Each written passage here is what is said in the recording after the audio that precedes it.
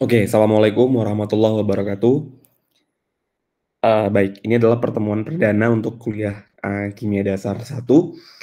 Nah, di pertemuan ini kita akan membahas tentang beberapa hal ya terkait dengan elements, kemudian compounds, dan juga chemical reaction, tentang unsur, senyawa, dan juga reaksi kimia. Nah, mungkin pembahasannya akan memerlukan 2 kali pertemuan untuk topik yang ini saja.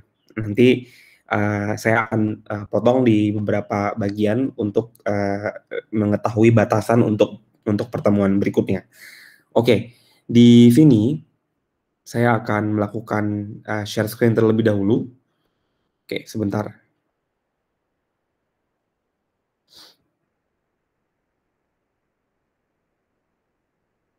Alright.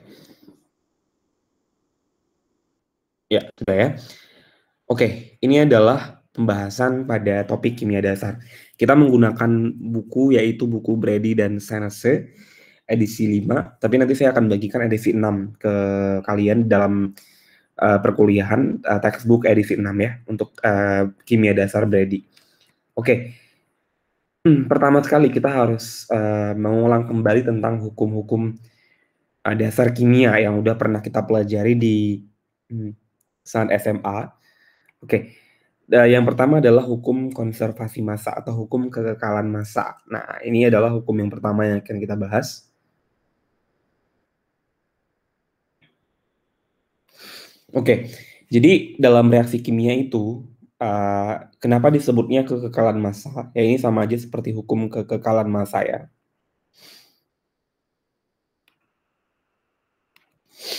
Dia bilang bahwa massa daripada suatu reaksi itu, massa di reaktan, ya artinya di prereaksi, ya, itu akan selalu sama dengan massa di hasil reaksi atau produk. Nah, jadi sebenarnya walaupun ada reaksi, misalnya reaksi A, kemudian menjadi B, maka massa A dan massa B itu harusnya sama kalau berdasarkan pada hukum kekekalan massa, gitu ya. Nah, kemudian yang kedua adalah the law of definite proportion. Ini adalah hukum perbandingan tetap.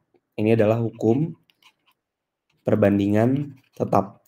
Nah, kalau hukum ini itu memberikan gambar bahwa sebenarnya setiap atom itu sudah punya massa yang spesifik, massa yang khusus. Jadi massanya tuh spesifik.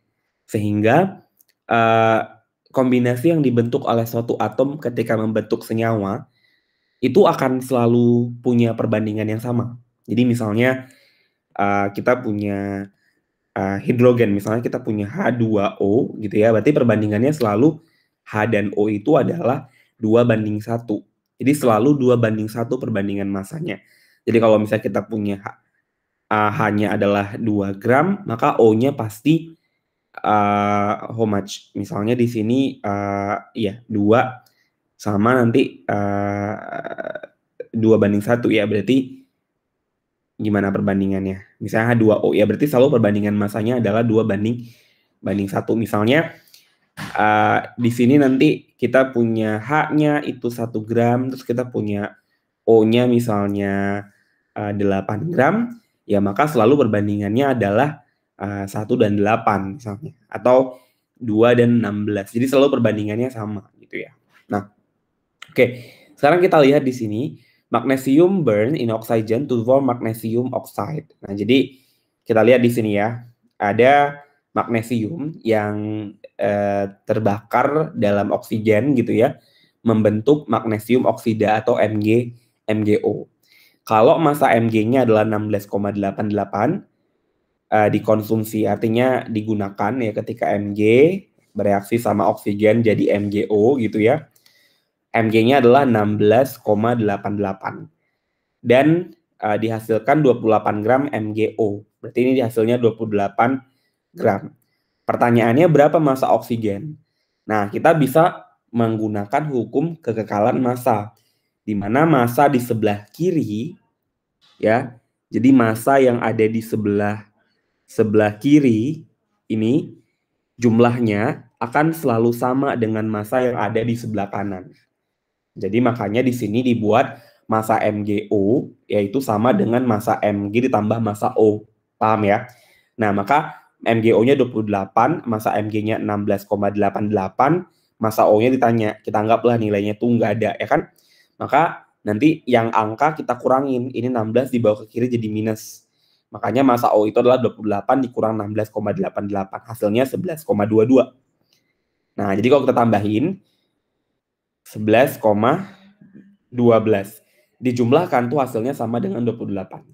Nah, itu menandakan bahwa di sini berlaku hukum kekekalan massa gitu ya. Nah, kemudian kita akan lihat lagi nah, lalu bagaimana kaitannya dengan hukum perbandingan tetap. Nah, jadi perbandingan Mg dan O massanya itu selalu tetap, selalu 16:11 untuk membentuk MgO. Jadi nggak pernah berubah. Jadi kalau misalnya di sini massa Mg-nya 32, massa O-nya misalnya 22 dikali 2, 16 kali 2. Atau massa Mg-nya kita bagi 2, misalnya dia 8, 11 dibagi 2 jadinya 5,5. Jadi perbandingannya selalu seperti itu, ya. Jadi dia udah tetap perbandingan massa yang menyusun tiap senyawa dari unsur-unsur yang sudah spesifik, gitu ya. Oke, sekarang kita beralih ke hukum yang, ini adalah cerita tentang teori. Jadi sebenarnya kita sudah belajar hukum yang akan membantu kita memahami aspek elements, compound, sama chemical reaction. Tadi kita udah bahas unsur ya, kemudian kita udah bahas senyawa yang dibentuk, dan kita juga udah melihat bagaimana proses terjadinya reaksi kimia sehingga menjadikan dia suatu senyawa. But then, we have to already concern, kita juga harus bisa paham bahwa dalam suatu pembelajaran, selain hukum, kita juga belajar teori, ya. Nah, yang pertama, teori atom Dalton. Saya yakin kalian sudah sangat familiar dengan teori ini, karena ketika kalian belajar kimia, di awal sekali, pasti guru kalian di SMA mengajarkan tentang teori atom Dalton. Apa sebenarnya yang dibilang oleh Dalton? Dalton bilang bahwa matters consist of tiny particles that called atoms. Jadi dia adalah suatu benda atau materi yang sangat kecil, ya. Sangat kecil, yaitu partikelnya kecil sekali ukurannya. Itu disebut dengan atoms. Karena menurut Dalton, atom itu nggak bisa dibagi-bagi lagi. Makanya atoms are indestructible. Jadi dia nggak bisa dibagi-bagi atau dipecah-pecah lagi. Atau dalam chemical reaction, the atoms rearrange but they do not themselves break apart. Jadi sebenarnya dia, misalnya kita punya atom C sama atom C, udah C bulat-bulat. Jadi dia simbolnya adalah bola, kalau Dalton. Jadi ada bola, atom tuh kayak bola pejal, ya kan? Karena dia tiny particles. Dikasih simbol, ya udah misalnya ini simbol untuk atom C. Gitu ya. Maka di kiri ada dua atom C. Kemudian ada bereaksi sama oksigen. Berarti kalau oksigen kan O2, ya kan? Maka O-nya nempel. Jadi ada dua atom O juga sebenarnya, dua atom O. Hasilnya apa? Hasilnya adalah 2CO. CO ini kan karbon monoksida. Coba lihat di kanan ini, ada berapa? Ada 2 atom C plus 2 atom O juga. Jadi sebenarnya sama. Kiri kanan, jumlah atom dan senyawa yang dibentuk itu atomnya harus sama. Jadi sebenarnya ketika kita belajar teori atom Dalton pun, kita masih melihat adanya penerapan hukum kekekalan massa. Di mana zat yang ada di kiri reaksi itu sama dengan yang ada di kanan reaksi. Jadi dia masih applied ke dalam teori atom Dalton, gitu ya. Nah, ini adalah lanjutan dari teori atom Dalton. Jadi, in any sample of pure elements, berarti kalau dalam suatu sampel yang unsurnya itu murni, gitu ya, all atoms are identical in mass and other properties. Jadi sebenarnya perbandingannya ya sama-sama saja. Kayak misalnya, ini ada apa? Kristal NaCl kan? Kristalnya banyak sekali nih. Banyak atom-atom Na dan Cl. Oke. Kemudian di sini ketika dipecah salah satu bagian ini yang diambil, ini kan jadinya tetap perbandingan Na dan Cl-nya selalu 1:1. Jadi ada 1 Na, 1 Cl, 1 Na, 1 Cl. Ketika diambil cuma 1 NaCl, memang cuma ada 1 Na dan ada 1 Cl. Jadi perbandingannya selalu 1:1. Jadi nggak pernah tiba-tiba berubah jadi Na2Cl. Ya, itu it doesn't happen ya, nggak pernah terjadi kayak gitu. Oke. At the last is in a given compounds, the constituent atoms are always present in the same fixed numerical ratio. Jadi sebenarnya selalu perbandingannya sama. We have discussed ya. Oke, sekarang kita coba cek ya. In a sample of MgO, ya magnesium oxide, oksida, there are 16.89 grams of Mg and 11.11 grams of oxygens. Jadi ada MgO nih, ceritanya kita punya MgO. Di dalam ini Mg-nya adalah 16,89 gram, O-nya adalah 11,11 gram. What mass of oxygens would there be in a samples that contains 2 gram of Mg? Jadi tanya sama dia, berapa sih massa oksigen kalau seandainya sampel itu hanya mengandung 2 gram Mg? Jadi sampel baru nih, ini anggaplah sampel 1 gitu. Jadi ini kita anggap sebagai sampel 1. Sekarang kita punya sampel kedua. Nah, sampel keduanya adalah MgO lagi. Cuman di sini Mg-nya adalah 2 gram saja, bukan 16,89 lagi. Nah, caranya gimana? Kayak tadi. Jadi, massa Mg kita bandingin sama massa O itu adalah fixed ratio per compounds. Jadi, di sini langsung aja massa Mg di awal itu kan adalah 16,89 dibagi sama 11. Kita bandingin. Jadi gini, perbandingan MgO. Jadi sebenarnya ini muncul dari mana ya persamaan ini? Jadi sebenarnya perbandingan massa dari Mg banding sama O di sampel 1 itu sama dengan Mg dibanding O di sampel kedua. Tadi kan dibilang ya di sini bahwa dalam suatu senyawa itu perbandingannya selalu sama. Jadi kalau di sini kan Mg dan O, berarti perbandingan massanya akan sama. Jadi kalau 16 banding 11, kalau dia punya 2 Mg, kita anggaplah O-nya X. Ntar dapat dikali silang aja ya, 16 kali X jadinya 16,89 X. 2 dikali 11 jadinya 22,22 ya. Kemudian tinggal cari X-nya berapa, tinggal ini dibagi ini. Hasilnya adalah 1,32 gram O. Itu caranya. Jadi kita harus paham bahwa perbandingannya itu sama saja walaupun massanya berbeda. Oke? Nah, sekarang in sample of unknown compounds, ini adalah senyawa nggak kita ketahui ya. The mass of ratio in Cl to C ya, perbandingannya adalah Cl banding C. Jadi ini anggaplah di sample 1 gitu ya. Sampel unknown itu anggap sebagai sampel 1 gitu ya. Perbandingannya adalah 47 ke 4 gitu, Cl ke C-nya. In another sample, there are 0.553 grams of Cl. And what mass of C would be in the samples? Ya sama aja caranya kayak tadi. Jadi kita bandingin ya, misalnya massa daripada Cl dibanding sama massa daripada C di sampel 1 sama dengan massa daripada Cl dibanding sama massa C di sampel kedua. Berarti massa Cl di pertama kan tadi hasilnya adalah 47, sekian ya.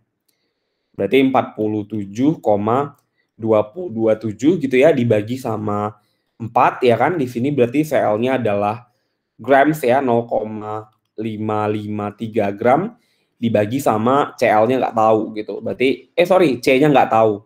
Berarti C-nya anggaplah X misalnya. Ya udah berarti kita anggap dia sebagai X, maka X dikali 47,227 X sama dengan 0,553 dikali 4. Ntar dapat X-nya berapa?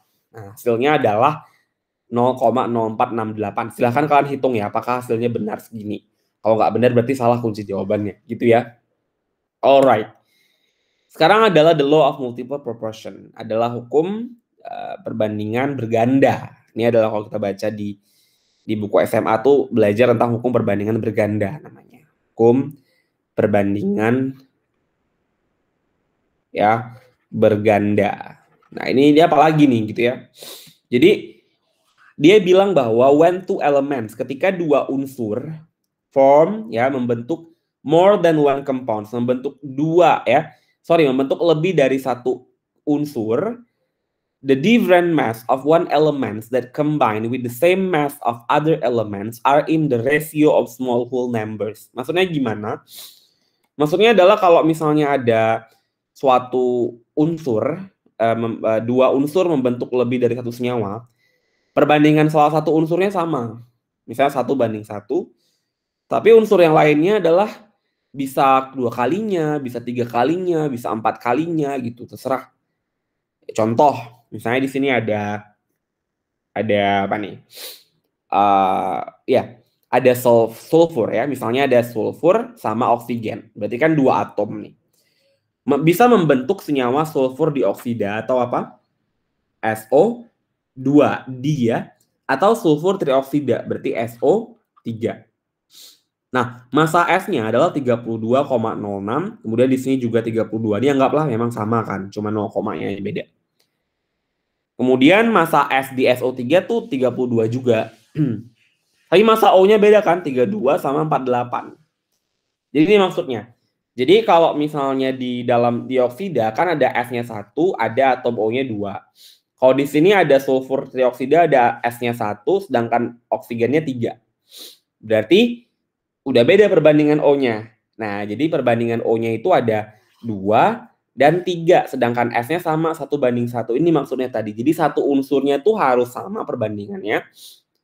Unsur satu laginya boleh perbandingan apa aja, tapi bilangannya harus bulat, nggak boleh desimal.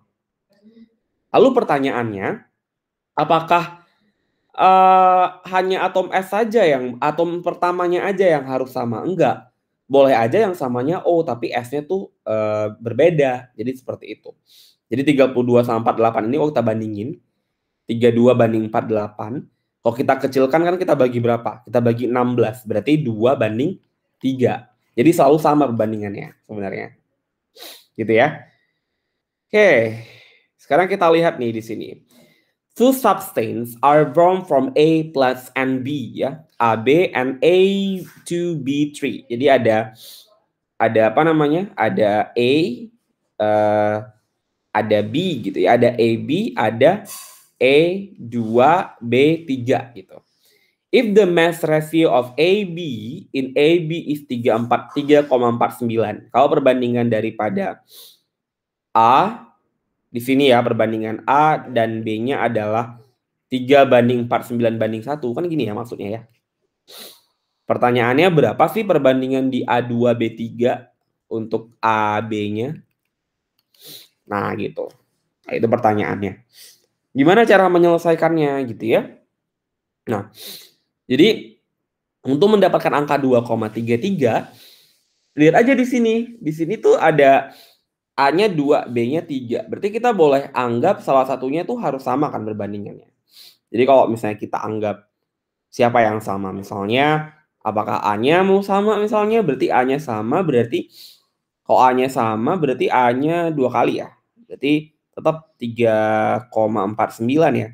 Berarti si B3-nya berapa? Berarti kalau B3-nya adalah 3:2 kali 3,49. Nanti hasilnya sekian. Dapatlah 2,33. It's like that ya. Oke. Sekarang kita belajar bagaimana proses adanya atom ya. Jadi kita akan bahas beberapa penemuan ya. Diawali dengan cathode ray tube atau tabung sinar katoda. Nah, di sini adalah asal muasal timbulnya atom ya. A gas-filled glass tube that has electrical charge applied in both ends. Maksudnya apa gitu? Di sini ada suatu tabung sinar katoda di mana di sini dia punya muatan ya kan, ada positif, ada negatif. Dari mana muatan ini? Dari ini yang dikasih. Jadi dia itu kutub-kutubnya itu punya muatan. Dibuat nih sebenarnya di sini dia ada gas, katodanya ada gas ya kan? Oke, kemudian dari positif negatif ini pasti menimbulkan energi listrik kan, nanti dia berpindah. Jadi nanti kita bisa lihat such a tube glows with light and is a precursor of the modern day television screen. Ini pemanfaatan nanti ke sana ya. Cuman prosesnya kayak gini. Ini adalah penemuan atom oleh Thomson menggunakan tabung sinar katoda. Jadi tahun 1897, Thomson ini menggunakan magnet near VRT. Dia di sini ada magnet ya, pakai magnet gitu, but I don't know how to say. Repeated experiments with an electrical field that note that the discharge was deflected by an electrical field toward the plus plate. Ya, Di sini ada tabung sinar katoda. Nanti tugas Anda adalah mencari referensi animasi tabung sinar katoda untuk J.J. Thomson, dan kalian harus bahas bagaimana proses terjadinya aliran sinar di sini sehingga dia menemukan nanti bahwa Thomson tuh menemukan suatu partikel negatif dari eksperimennya, bahwa ternyata sinar yang ditembakkan itu tuh bermuatan negatif. Nah, jadi disitulah asal muasal ditemukannya elektron. Ya, elektron itu sebenarnya dikasih nama oleh Stoney, tapi ditemukan awalnya di eksperimen Thomson menggunakan sinar tabung katoda ini. But how the light works, bagaimana prosesnya? Kalian harus temukan itu dalam bentuk media ya, media pembelajaran. Nanti kalian bisa bikin deskripsinya bagaimana prosesnya sehingga bisa jadi temuan elektron oleh J.J. Thomson. Oke? Nah, kemudian ini adalah Ini adalah suatu eksperimen lain untuk menemukan elektron, itu menggunakan eksperimen minyak milikan. Ini juga sama, nanti bisa dicari referensi animasinya, video. Kemudian kalian terangkan bagaimana prosesnya. Oke? Nah, sekarang Rutherford-Snellford scattering eksperimen. Ini sama, ini adalah eksperimen dari Rutherford. Rutherford itu menemukan adanya muatan positif, berarti dia menemukan proton. Kalau si Thomson menemukan elektron, kalau Rutherford menemukan proton. Dia menggunakan lempeng emas. Lempeng emas yang ditembakkan dengan sinar alfa. Perhatikan di sini, prosesnya unik. Ketika dia menembakkan alfa partikel ke atom emas, coba perhatikan ya di sini. Ketika partikel alfanya datang, kalau nembaknya pas di tengah di inti atom, itu dia akan sinarnya akan direfleksikan, jadi kayak membelok gitu ya, akan belok seperti ini. Tapi kalau misalnya dia partikelnya tuh mengenai bukan titik atas, jadi dia bisa belok atau bisa balik lagi. Tapi kalau dia alfa partikelnya, sinar alfanya nggak melewati inti, nggak kena inti, dia tembus. Tapi kalau kayak cuma nyinggung aja, belok juga, tapi sedikit, sudutnya tuh beda-beda sudut belokannya ya. Jadi kalau kena inti pas dia akan balik, tapi kalau misalnya kena bagian sedikit intinya tuh akan belok dan menentukan sudutnya akan berbeda. Tapi kalau nggak kena inti, dia bisa terus. Jadi ada banyak kemungkinan sehingga nanti gini, kenapa sih bisa belok gitu? Karena partikel alfa ini kan muatannya positif. Jadi kalau positif ketemu sama positif, pasti kan akan saling tolak menolak. Makanya dia bisa baliknya, sinarnya balik atau belok. Maka dia bisa kasih kesimpulan bahwa berarti dalam inti atom tuh ada suatu partikel yang muatannya positif. Nah, dia menemukanlah bahwa inti atom ya, menurut di Rutherford tuh muatannya adalah positif dari temuan ini. Gitu. Paham ya? Oke. Alright. Sekarang kita akan lihat bagaimana Rutherford membuat suatu model atom gitu ya, bahwa since most of alpha particles were not deflected, most of atom is empty space. Jadi kalau tadi saya udah bilang kan bahwa kalau nggak yang deflect, nggak tolak, nggak ke belok, itu pasti dia melewati suatu space yang kosong. Nah, space yang kosong itu berarti nggak ada apa? Berarti nggak ada muatannya gitu. Nah, kenapa ya? Sebenarnya ada apa di situ? Makanya dia buat kayak gini, bentuknya ada suatu inti, di sampingnya itu ya kosong gini. Itu menurut Rutherford gitu. Tapi since some of particles were deflected gitu, they encountered that small particles of some charge. Jadi sebenarnya ada charge lain gitu ya. Ada muatan-muatan lain. Berarti ada bagian yang dense, dan itu maksudnya bagian yang dense is padat. Ya itu maksudnya. Oke. Kemudian penemuan ini dilanjutkan. Bagaimana sih sebenarnya discovery of the protons itu menggunakan eksperimen lain. Ntar kalian bisa cari referensi animasinya ya. Di sini hanya menjelaskan bahwa positive ions form in the electrical discharge beam of positive ions gitu. Jadi cuma ada muatan positif, muatan negatif gitu. Kemudian ditolak menolak atau dia tarik menarik. It's quite kalau sinar yang kita berikan kemudian ditolak, ya berarti dia muatan sinarnya positif. Harusnya dia muatan positif. Tapi kalau yang dia narik, berarti kan dia jadinya negatif gitu. Oke. Sekarang ada discovery of neutron. Nah, kalau penemuan neutron atau partikel yang nggak bermuatan itu ditemukan oleh Chadwick. Chadwick itu memulai eksperimennya dengan bagaimana dia menggunakan nucleus of light atoms could be cause of disintegrates by being bombarded of alpha particles. Jadi dia pakai alpha particle juga percobaannya ya. Kita bisa lihat dia menggunakan collision, tumbukan dari alpha particle dengan atom Be. Be itu apa? Beryllium ya. A free neutron was created. Jadi akan membentuk neutron. Jadi ini lebih ke kreasi inti sih, ada timbul neutron gitu ya. Jadi ketika ada suatu partikel alpha numbuk Be, kemudian timbullah partikel neutron gitu yang muatannya adalah 1,0 gitu ya. But when setelah di sini the presence, di sini prosesnya. Jadi kalau dia itu elektron tuh muatannya -1, masanya sekian ya. Kemudian kalau proton muatannya +1, masanya sekian. Ini satuannya dalam unit ya, masih dalam unit atau AMU ya. Kalau misalnya masanya 1 gitu. Kalau misalnya neutron tuh masanya 1 juga. Berarti elektron yang paling kecil masanya kan. Makanya massa elektron tuh bisa diabaikan karena sangat kecil. Jadi yang dianggap 1 dengan 0,00000548 tuh jauh sekali kan. Jadi ini bisa diabaikan. Makanya massa daripada suatu suatu unsur nanti kan jadinya cuma massa dari proton tambah massa dari neutron. Jadi penjumlahan ini yang jadi massa unsur, sedangkan massa elektron nggak dipakai untuk menentukan massa dari unsur. Kenapa? Karena massa elektron terlalu kecil. Nah, itu yang membuat kenapa massa hanya penjumlahan proton dan neutron saja. Kalau masih ingat kan? Jadi kalau massa oksigen itu misalnya ada oksigen 16,8. Neutronnya berapa di sini? Neutron itu kan selisih kan, 16 kurang 8 kan? Kan 8 ya. Jadi ketika neutron tambah dengan proton, neutronnya 8. Proton kan sama dengan nomor atom. Tambah 8, 16. Jadi dari sini datangnya. Jadi kenapa nomor massa itu, ini kan nomor massa kan? Nomor massa itu adalah proton tambah neutron. Karena massa elektron kecil sekali. Gitu. Itu asal muasalnya. Oke. Nah itu adalah pembahasan yang akan kita bahas pada pertemuan ini. Nah, kemudian nanti kita akan bahas beberapa hal. Kayak atomic mass, kemudian isotop, atomic notation ya. Ini juga penting. Learning.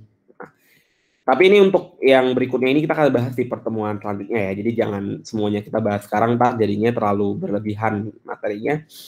Tapi tentu tadi ya, kalian harus bisa pahami beberapa hal yang berhubungan sama yang saya sebutkan tadi. Ya. Alright.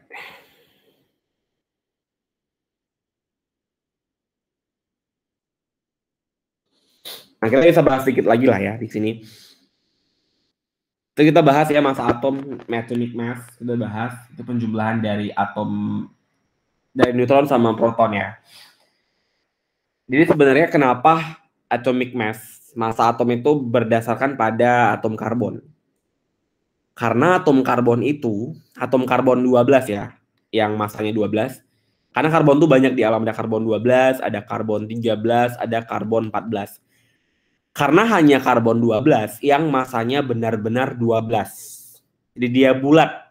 Sedangkan yang 13 tuh 12, sekian, 14 tuh 14, sekian. Jadi nggak pas. Hanya karbon yang jumlah atom yang masanya itu tepat 12. Jadi dia nggak kurang, nggak lebih gitu. Oke. Kemudian kita belajar isotopes. Ya, what is isotopes? Isotop itu adalah beberapa jenis atom yang punya beda massa, bisa jadi ya isotop itu berarti dia nomor atomnya sama, tapi massanya beda. Jadi kita udah bilang kan kayak ada beberapa isotop ya kan. Misalnya kayak karbon, ada massanya 12,6, ada karbon 13,6, ada karbon 14,6. Nomor atomnya nggak boleh beda, tetap atom karbon tuh nomor atomnya 6. Tapi massanya bisa beda-beda. Nah, itu namanya isotop. Isotop. Gampang ingatnya. Top itu apa? Atas. ya kan? Berarti atasnya beda, massa bawahnya sama, itu aja. Jadi itu ya proses how to memorize the isotopes. Oke.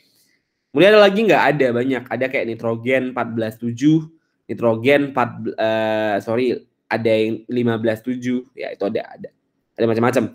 Apalagi hidrogen juga ada. Ada hidrogen yang hidrogennya itu 1,1, ada hidrogen yang 2,1, ada hidrogen yang 3,1, ada. Jadi dia namanya isotop. Jadi itu ada uniqueness. Jadi masanya bisa beda-beda, tapi atomnya nggak boleh beda, tetap nomor atomnya sama. Udah tahu kan notasi atom, masih ingat kan? Kalau yang atas namanya apa? Massa. Kalau yang bawah namanya proton. Kalian sudah belajar ini kan? Nah, itu. Kemudian kalau massa itu adalah penjumlahan proton tambah neutron, ya kan? Oke, sekarang kita lihat di sini ya, misalnya ada uranium 235. Berarti 235 ini menandakan apa? Jadi ini boleh tulisan kayak gini kan sebenarnya, massa. Kayak tadi C12, terus C13 sama C14. 12, 13, 14 ini menunjukkan nomor massanya. Gitu. Ya. Nomor atom uranium berapa? Kita harus cek tabel periodik. Nomor atomnya itu 92. Berarti nomor atom protonnya adalah 92. Neutronnya, jadi ingat ya, proton tuh sama dengan jumlah elektron atau sama dengan nomor atom juga sebenarnya gitu ya. Number of neutrons, neutron gimana carinya? Neutron itu adalah massa kita kurangin sama proton gitu. Jadi 235 kurang 92 hasilnya 143. Ya. Massa numbernya tinggal jumlahin aja kan, yang atas ini kan 92 tambah neutron 143 hasilnya 235. Gitu. Sekarang ini learning check. Silakan kalian coba-coba kira-kira neutronnya berapa, protonnya berapa, elektronnya berapa. Terus kalau misalnya 362929 tuh kira-kira unsurnya apa? Gitu. Oke. Nah, udah ketahuan nih jawabannya. Tapi nanti coba dicek lagi apakah benar. How many neutrons are there in 52 Fe? Nah, jadi di sini ada Fe 52, berarti ditanya apa? Neutron ya? Berarti ini masanya kan. Ini 26 ini apa? Nomor atom. Ingat aja, nomor massa pasti lebih besar daripada nomor atom. Bahkan biasanya 2 kalinya. Jadi 55 dikurang 26, itu hasilnya adalah 26 ya, sekitaran 52 gitulah ya. Tapi pertanyaannya apa sih? 52 ya? Oh, berarti ini yang masanya tuh yang 52. Ya udah, berarti kalau tanya neutron berarti 52 dikurang 26 langsung. Hasilnya adalah 26. Alright, ini hasilnya. Benar. Oke, ini adalah atomic mass. Kita belajar bagaimana menghitung average atomic mass. Jadi ada namanya massa atom rata-rata. Kita akan belajar di gampang sekali sebenarnya carinya. Coba lihat di sini. Ada naturally occurring chlorine in a mixture of two isotopes. Ada 2 isotop ya. Every sample of the elements, we said that kita punya satu elemen pertama itu 75%. Masanya 35, ya kan? Sisanya 24%, masanya 37. Oke. Kemudian maksudnya ada isotop klorin 35 sama isotop klorin 37. Kalau isotop klorin 35 tuh masanya 34, sekian. Kalau isotop 37 masanya sekian. Pertanyaannya berapa sih massa atom rata-rata? Nah, simbolnya adalah kalian cukup kalikan persen sama massanya. Jadi persen 1 dikali massa yang isotop 1 ditambah dengan persen 2 ya, dikali dengan massa isotop yang kedua. Bagi sama persen total, selalu 100. Kok ada 3 gimana Pak? Ya udah, tambahin lagi persen 3, persen 4, persen 5, dan seterusnya banyak. Karena kan bisa jadi isotop tuh ada 3 atau 4. Ya. Kalian bagi 100, hasilnya sekian. Udah, nih rata-ratanya. Ini gampangnya kayak gini ya. Oke, ini adalah bagaimana kalian menghitungnya. Nah, ini gimana cara hitungnya? Coba. Sini ada 2 isotop kan, dari elemen Z. Berarti ada Z1, Z2 gitu ya. The first is 56, sekian persen. Masanya sekian. Oke. If the atomic mass is 155,5, oke, berarti atomic mass-nya berarti rata-ratanya. Ini adalah massa atom rata-rata. Massa atom rata-ratanya sekian. What is the mass of another isotop? Isotop satu lagi itu masanya berapa? Nah, oke. Berarti kalau isotop 1 itu persentasenya adalah 56,5%. Berarti isotop 2 berapa? 100 dikurang 56,5%. Udah pasti kan? Hasilnya sekian persen. Udah dapat nanti. Masanya nggak tahu, anggap aja X. Kalau misalin lah, berarti nanti jadi kan apa rumusnya? Massa atom rata-rata, ya kan? Berarti persen 1 dikali AR1, massa 1 gitu kan?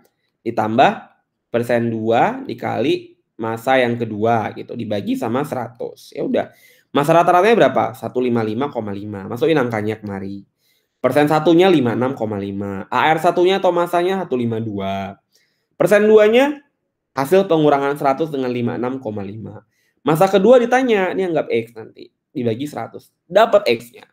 Itu matematika ya. Oke. Hasilnya 153,7 ternyata. Jadi nggak ada di pilihan jawaban ini gitu ya. Ada komanya gitu. Ini periodic tables. Nanti kita akan bahas di pertemuan berikutnya. Oke, enough for this meetings. Kita nggak usah panjang-panjang bahasnya. Yang penting yang sedikit ini kalian paham semuanya. Kalau ada pertanyaan, kalian silahkan tanyakan di dalam grup WhatsApp kelas ini ya. Karena kita belum punya classroom. Oke, thank you very much for your attention. Assalamualaikum warahmatullahi wabarakatuh.